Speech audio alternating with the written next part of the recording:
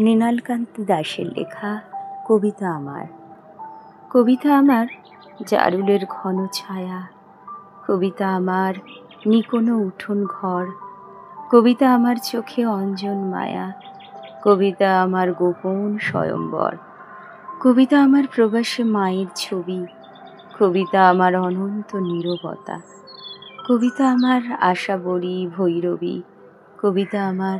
সারা জীবনের ব্যথা, কবিতা আমার প্রিয়তম সংসার,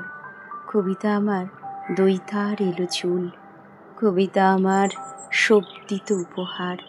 কবিতা আমার চিরকাঙ্ক্ষিত ভুল, কবিতা আমার বর্ষার ভরা নদী, কবিতা আমার ভোরের শিউলি জুঁই,